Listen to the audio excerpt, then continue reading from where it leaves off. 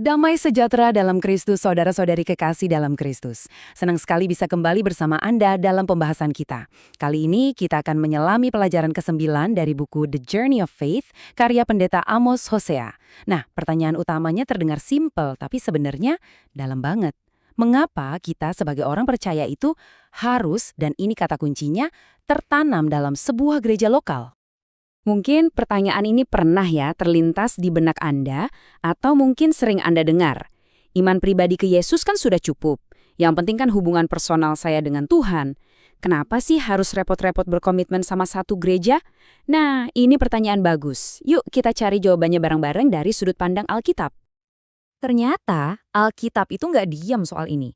Firman Tuhan memberikan setidaknya 5 jawaban yang sangat kuat dan jelas kenapa sih jemaat itu bukan sekedar pilihan atau hobi, tapi sebuah kebutuhan rohani yang esensial. Mari kita bedah satu persatu. Oke, jawaban pertama, dan ini yang paling mendasar dari semuanya adalah gereja itu bukan gedung, bukan juga sekedar organisasi. Alkitab bilang gereja adalah tubuh Kristus. Ini bukan cuma kiasan loh, tapi ini adalah sebuah realitas rohani yang hidup, di mana Kristus sendiri yang jadi kepalanya. Rasul Paulus di sini menjelaskannya dengan sangat gamblang. Dan yang menarik, kata Yunani untuk anggota di sini adalah melos. Artinya itu bukan cuma sekedar bagian, kayak potongan puzzle, tapi bagian yang nggak bisa hidup kalau terpisah dari badannya. Coba deh bayangin, apa tangan bisa berfungsi sendiri tanpa tubuh? Nggak bisa kan? Ya, seperti itulah kita tanpa terhubung dengan anggota tubuh Kristus yang lain. Lanjut ke alasan kedua. Jemaat itu ibarat tanah yang subur, tempat iman kita bisa bertumbuh. Coba kita bayangkan sebatang pohon ya, supaya pohon itu bisa tumbuh tinggi, kuat, daunnya lebat, dan akhirnya berbuah manis, dia mutlak harus ditanam di tanah yang pas, yang penuh nutrisi. Nah, bagi kita orang percaya, jemaat itulah tanahnya. Dalam kitab Mazmur, ada satu kata Ibrani yang keren banget untuk menggambarkan ini, yaitu shatulim. Ini artinya bukan sekedar ditanam terus ditinggal loh, tapi ditanam dengan sengaja, dengan akar yang dalam dan kuat. Ini gambaran sebuah keterikatan yang kokoh, di mana kita secara aktif menyerap semua nutrisi rohani dari komunitas iman untuk bertumbuh jadi kuat. Nah, dari ayat inilah metafora indah tadi berasal. Ketika kita ditanam di bait Tuhan, yang artinya kita berkomitmen dalam jemaatnya, kita jadi punya ketahanan spiritual. Jadi pas ada badai kehidupan datang, iman kita nggak gampang goyah atau layu. Kenapa? Karena akarnya itu tertanam dalam sekali. Alasan ketiga, ini juga penting banget. Allah secara aktif memakai jemaat untuk membentuk karakter kita. Jadi pertumbuhan sejati itu nggak terjadi pas kita sendirian di puncak gunung. Justru sebaliknya, lewat interaksi, bahkan kadang-kadang gesekan ya dengan saudara-saudari seiman, dan lewat pengajaran para pemimpin rohani, disitulah karakter kita diasah supaya makin mirip Kristus. Disinilah kuncinya. Tuhan menetapkan ada gembala, pengajar, dan pemimpin itu bukan buat dilayani, tapi justru untuk memperlengkapi kita semua, orang-orang kudus, supaya kita bisa melayani. Di dalam komunitas inilah kita belajar, dikoreksi, dipulihkan, dan diarahkan. Kalau kita mengisolasi diri, ya, kita justru menghalangi proses pembentukan yang Tuhan mau kerjakan. Yang keempat, jemaat itu berfungsi seperti benteng perlindungan rohani. Kita harus sadar kita hidup di dunia yang penuh dengan ajaran-ajaran aneh, godaan, dan serangan rohani. Nah, kita butuh perlindungan. Jemaat, lewat disiplin rohani dan pengawasan para pemimpin, menjadi sebuah tempat yang aman buat jiwa kita. Ayat ini kadang disalahpahami, seolah-olah ini soal kekuasaan buta. Padahal ini semua tentang perlindungan. Menaati pemimpin rohani itu adalah wujud kerendahan hati yang justru melindungi kita dari bahaya-bahaya yang seringkali nggak kita lihat. Mereka itu seperti penjaga malam yang Tuhan tempatkan untuk jiwa kita. Dan yang kelima, ini adalah dampak keluar kita.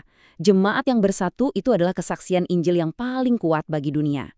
Dunia di luar sana kan nggak bisa melihat Kristus secara fisik lagi, betul. Tapi mereka bisa melihat karakter dan kasih Kristus melalui cara kita, sebagai jemaat, saling mengasihi satu sama lain. Ini perintah langsung dari Yesus sendiri. Gimana caranya dunia tahu kita ini muridnya?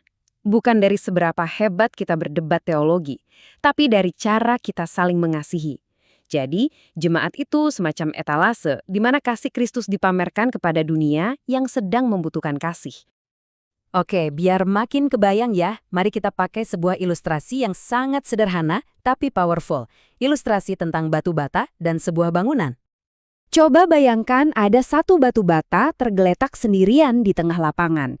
Dia nggak punya tujuan, nggak punya kekuatan, dan gampang banget pecah atau hancur kalau keinjak. Nah, kurang lebih seperti itulah gambaran orang Kristen yang hidup menyendiri, terisolasi dari komunitas. Imannya jadi rapuh, dan hidupnya terasa tanpa tujuan yang jelas. Tapi, lihat apa yang terjadi ketika batu bata itu disatukan dengan batu bata lainnya direkatkan oleh semen. Wow, ia menjadi bagian dari sebuah bangunan yang megah, yang kokoh, yang mulia. Tiba-tiba ia punya tujuan, punya kekuatan, dan jadi bagian dari sesuatu yang jauh lebih besar dari dirinya sendiri. Itulah kita di dalam jemaat Kristus, bangunan rohaninya. Oke, sekarang kita udah tahu kenapanya. Pertanyaan selanjutnya, gimananya? Bagaimana caranya kita bisa beralih dari yang tadinya cuma sekedar pengunjung gereja menjadi seorang anggota yang benar-benar tertanam? Ada 4 langkah praktis yang bisa kita ambil. Pertama, jadilah aktif. Jangan cuma datang, duduk lalu pulang. Carilah tempat untuk melayani dengan karunia yang Tuhan berikan. Kedua, berkomitmenlah untuk setia. Datang beribadah bukan cuma pas lagi mood, tapi tetap setia bahkan saat rasanya nggak mudah. Ketiga, hargai pemimpin rohani kita. Mereka adalah penjaga jiwa kita, jadi mari kita dukung dan doakan mereka. Dan keempat, ini fondasinya, berakar dalam firman Tuhan.